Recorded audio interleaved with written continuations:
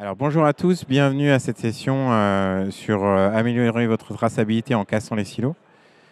Donc on va vous expliquer ce qu'on entend par silo ici et du coup comment le fait de les casser va pouvoir améliorer cette traçabilité. Ok, c'est bon? Ok. Alors, une présentation rapide. Donc moi je suis Donatien Tessier, je suis Technical Officer Data chez Selensa. Et moi, c'est Nathalie Fouet, donc Technical Officer Data Legal chez Selensa également. Alors, une rapide présentation de Selensa. Donc, on est un cabinet de conseil indépendant sur les experts des technologies Microsoft. On a plusieurs domaines d'expertise comme le Cloud Platform, Data Analytics, IA, Software Engineering et Security. Et on accompagne les clients dans leur transformation numérique. Donc, et il faut savoir que Selensa est aussi organisme de formation à travers Selensa Training. Donc, Selensa est partenaire Microsoft et du coup, on a été élu Partner of the Year en 2018 et Partner of the Year dans la catégorie Intelligent Cloud en 2022. Et on a également 3 Advanced Specialization, une dans la partie Cube, l'autre dans la partie Web App et la dernière sur la partie ML et IA. Donc, Selensa est une entreprise française.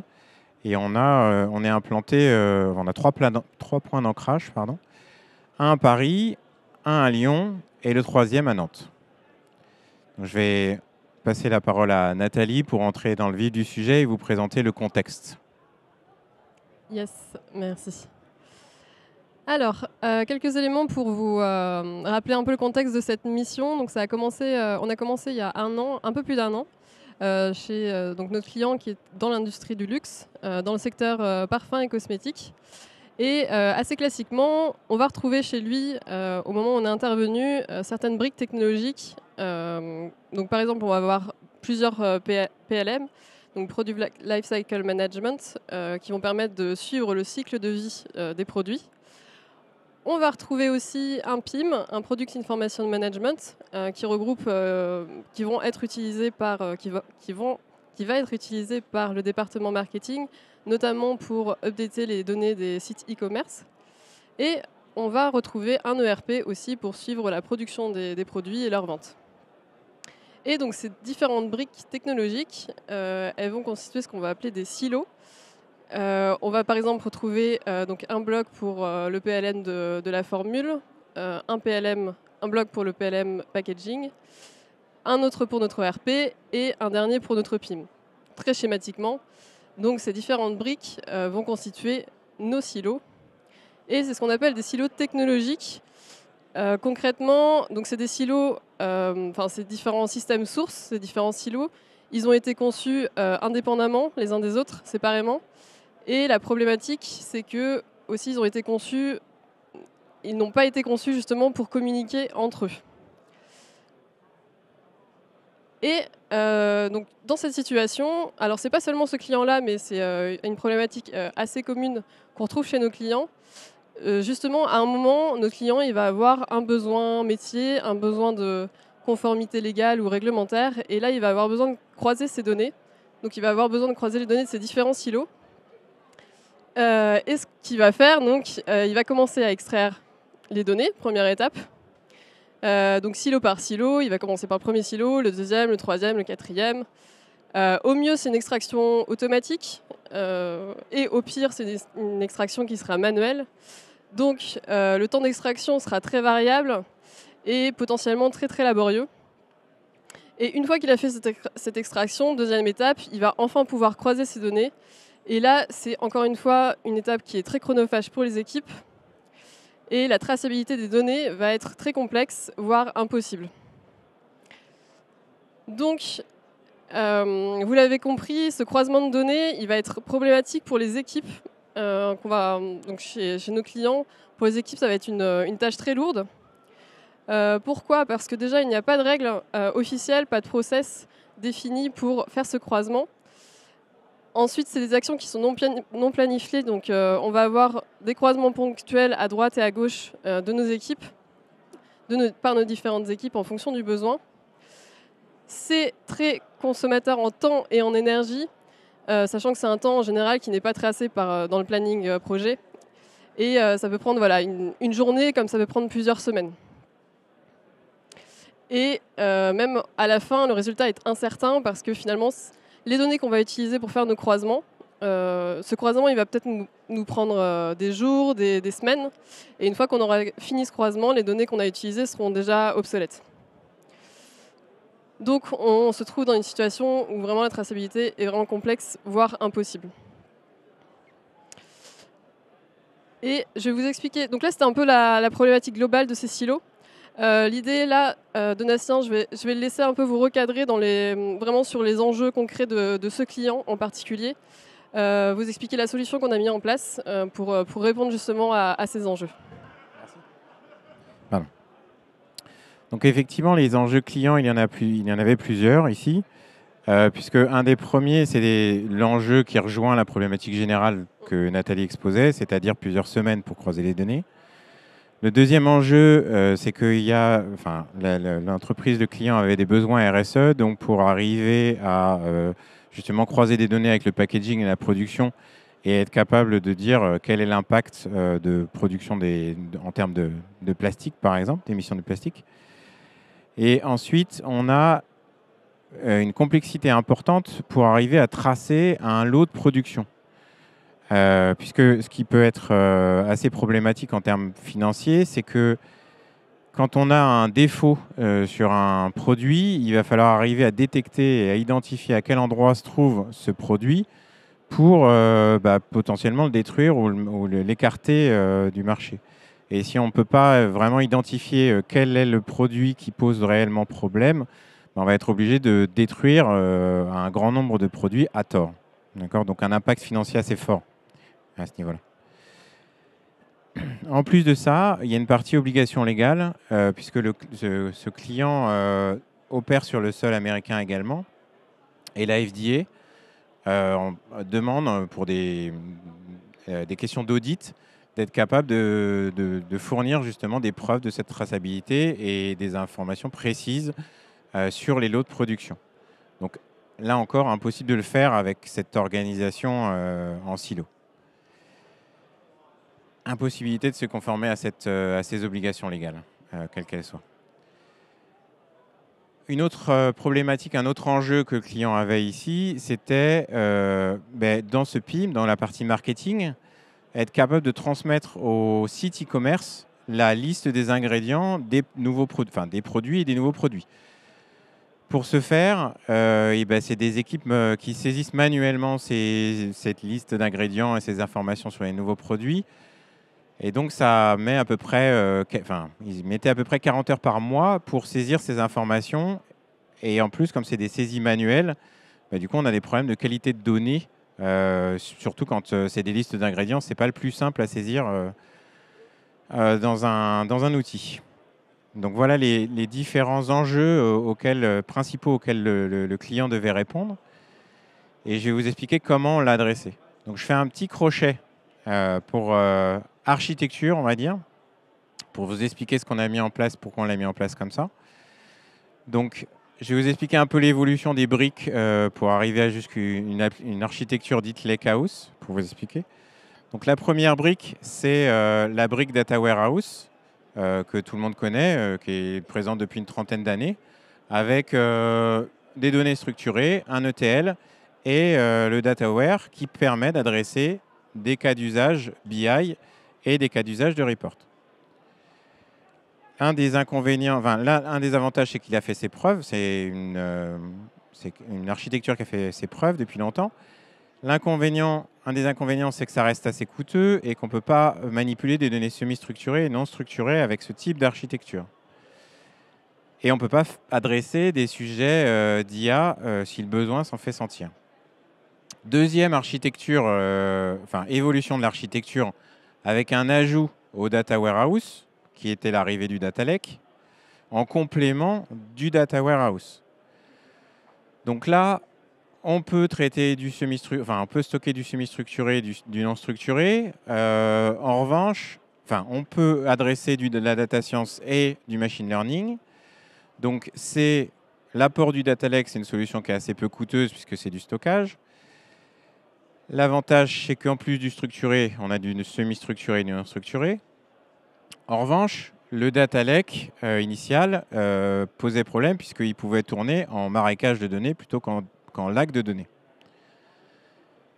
La gouvernance n'était pas simple, liée notamment à tout ce qui est redondance des données, puisqu'on voit qu'on a des données qui arrivent dans un data lake, on les pousse vers un data warehouse, on les réextrait pour potentiellement faire de l'IA, de la data science, de machine learning. Donc est arrivée une évolution, encore une troisième évolution de ces architectures, c'est le data lake house. Donc là, c'est d'essayer de simplifier l'architecture en ayant une couche de gouvernance gérée par des métadonnées également, pour tirer parti des deux premières briques finalement. Donc du semi-structuré, du structuré, du non-structuré, et être capable d'adresser des sujets, enfin des use cases, BI, report, data science et machine learning, sans avoir besoin de répliquer ces données. Alors, ce qui est intéressant dans ce type d'architecture, c'est que en fait, il y a une décorrélation qui s'opère entre la partie stockage, donc on stocke les données sur data lake, et la partie compute, la partie traitement, puisqu'on peut avoir différents types de briques de services qui va être amené à transformer ces données. Gouvernance centralisée, puisque du coup on évite la redondance de ces données. Et puis, du coup, c'est ce que je vous disais en préambule, c'est que c'est une architecture qui est simplifiée, puisque on voit bien qu'effectivement, avec une seule couche, entre guillemets, une seule couche de gestion des métadonnées et de la gouvernance, on adresse les 4 use cases, enfin les 4 types de use cases. Donc c'est cette troisième architecture, l'architecture Lakehouse, qu'on a implémentée chez ce client pour casser les silos. Le data lake, je vais vous montrer, enfin je fais un petit crochet encore, comment il doit être organisé, ou comment on l'a organisé nous, pour ce cas présent. Donc, on a 3 niveaux de qualité de données, on va dire. On a un premier niveau qui est le niveau bronze. Alors, il y a d'autres appellations de ces niveaux. Niveau bronze, donc c'est l'ingestion. Donc, on ingère des données. C'est les données brutes. Niveau argent, là, c'est plutôt on fait quelques transformations et des jointures. Et enfin, niveau or, on va potentiellement faire des agrégations au besoin. Je vais vous le mettre en parallèle avec ces silos, enfin la problématique des silos. Concrètement, on va répliquer les tables d'origine des différents silos, silo 1, silo 2, silo 3, silo 4 que vous avez vu tout à l'heure. On les réplique dans la partie bronze. Ensuite, dans la partie argent, on va construire des objets métiers. Donc typiquement, une table SKU pour la partie ERP ou une table des formules pour la partie PLM formule. Et sur la dernière couche, là, c'est plutôt la partie use case. Donc, du coup, on verra comment on illustre cette partie-là comment on a répondu aux enjeux clients et ce que j'entends par la partie use case. Donc, l'architecture cible qu'on a mis au point. Donc, on retrouve tout en bas les différents silos dont on vous parlait initialement. Donc, les formules, le packaging, le RP, le PIM. On retrouve cette organisation Lakehouse qu'on a vue sur la troisième brique sur la partie architecture. Et donc, dans la partie bronze, on a la copie de ce qu'on a en bas dans la partie silo. Ensuite, dans la partie au-dessus, la partie argent, on a les objets métiers et les croisements dont je vous parlais juste avant sur l'organisation du data lake. Ce que ça nous a permis d'adresser comme use case, c'est un premier use case qui a permis de mettre à disposition une vision 360 des produits à destination des métiers. Et un deuxième use case dont je vous parlais au démarrage, qui est le PIM pour pousser publier, maintenir à jour le PIM avec les listes d'ingrédients des différents produits et les listes d'ingrédients en fonction des différents lots de production, puisque en fonction de la présence d'un fournisseur ou pas au moment de la production, les listes d'ingrédients peuvent varier légèrement en fonction de ces paramètres. D'accord ? Donc être capable de, par lot de production, donner les listes d'ingrédients qui ont été utilisés. Alors en termes de timing, pour vous donner une idée, on a mis à peu près 6 mois pour faire la partie vision 360 des produits. Et ça nous a pris à peu près 4 mois en gros pour adresser la partie alimentation du PIM sur communiquer les listes d'ingrédients sur la partie marketing. En termes d'organisation, sur ce projet, on avait 3 data engineers qui sont intervenus. Comment on a fait pour valider avant d'arriver aux 6 mois? Parce que l'idée, c'était aussi de ne pas arriver à un effet tunnel au bout de ces 6 mois. Donc, ce qu'on a fait dans ce cadre-là, c'est qu'on a validé par bloc, enfin par ensemble d'objets métiers qui étaient attendus. D'accord ?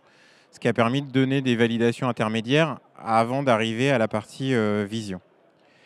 Et bien évidemment, la validation du dashboard vue 360 a été une autre validation.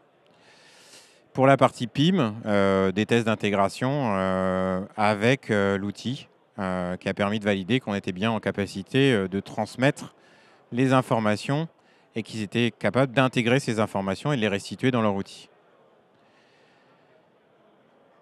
Donc ça, c'est pour tout ce qui est question organisation. Donc, ce qui fait que par rapport aux enjeux clients qu'on a vus en préambule, du coup, les réponses aux enjeux, eh bien, on a maintenant quelques secondes pour croiser ces données. Donc, ça répondait à l'enjeu de croisement des données.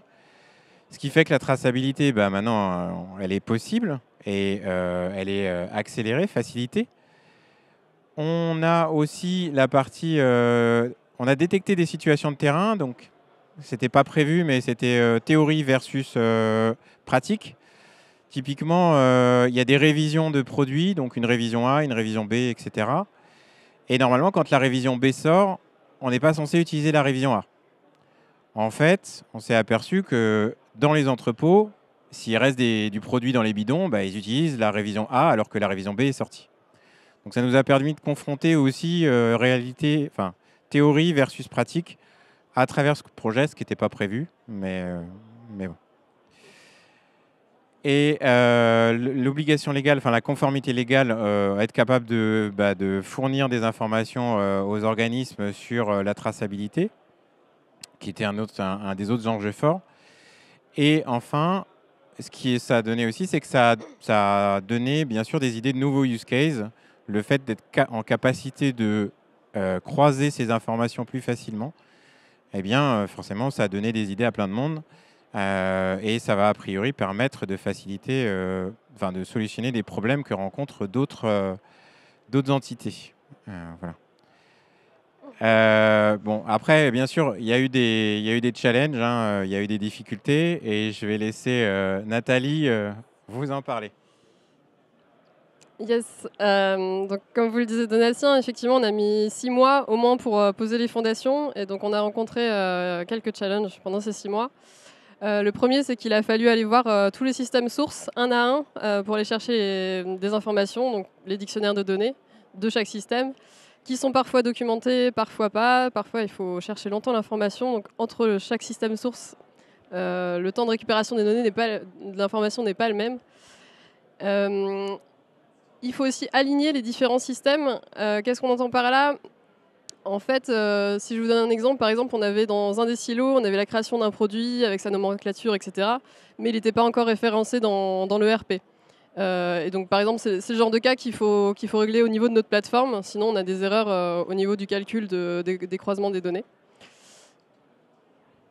Ensuite, un autre écueil qu'on a rencontré, c'est qu'effectivement, surtout en production, on va aller extraire les données directement donc, sur les systèmes sources en production qui ont leur propre cycle de vie. Et c'est vrai qu'une sursollicitation de ces systèmes, et effectivement, il faut mesurer l'impact des risques que peut créer ce genre de sursollicitation.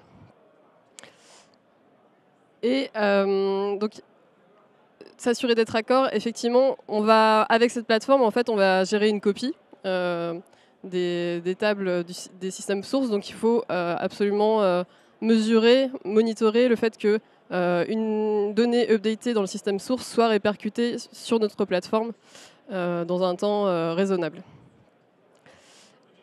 Ensuite, dernier point important, l'idée de cette plateforme, c'est pas de faire une copie pure et simple des systèmes sources dans notre plateforme. Et pour ça, il va falloir déterminer des données nécessaires. Et comment on détermine ces données nécessaires? Il faut absolument déterminer en amont des use cases très précis. Pourquoi? Parce que donc, d'une part, ça va nous permettre de délimiter ce scope de données nécessaire. Et également, ça va donner une chance, beaucoup plus de chances au projet d'aboutir en évitant des discrétions tout au long du chemin. Voilà, donc on a vu beaucoup de choses. L'idée, c'est de vous faire un petit récap et après, vous aurez un peu de temps pour poser des questions si vous en avez. Donc, ce qu'il faut retenir, c'est qu'effectivement, quand on est arrivé, on avait cette structure avec des silos qui ne communiquent pas entre eux, silos technologiques qui ne communiquent pas entre eux. Aujourd'hui, donc on peut casser facilement ces silos avec cette fameuse architecture Data Lakehouse pour adresser. Donc aujourd'hui, on a 2 use cases, mais on en a plein d'autres à venir. Et comme on aime beaucoup les KPI dans ce genre de projet, rapidement, ce qu'il faut retenir, ce qu'on a constaté, c'est que effectivement, donc avant, la traçabilité des données était très complexe, voire impossible. On mettait à peu près 2 semaines donc, pour extraire les données, première étape, et puis encore 1 semaine pour croiser les données. On a le fameux exemple avec notre PIM où on avait donc nos équipes marketing devaient solliciter 10 personnes. Ça leur prenait 40 heures par mois et donc ils devaient manuellement remplir ces données à la main. Et aujourd'hui, donc on a une traçabilité accessible et on met seulement 2 heures pour extraire les données et 3 minutes pour les croiser. Voilà, donc je vous remercie pour votre attention. Si vous avez des questions, n'hésitez pas. Et si vous avez des questions qui vous viennent après, notre stand Selensa est juste en face ici. N'hésitez pas, vous serez bien accueillis. Merci à tous. Merci.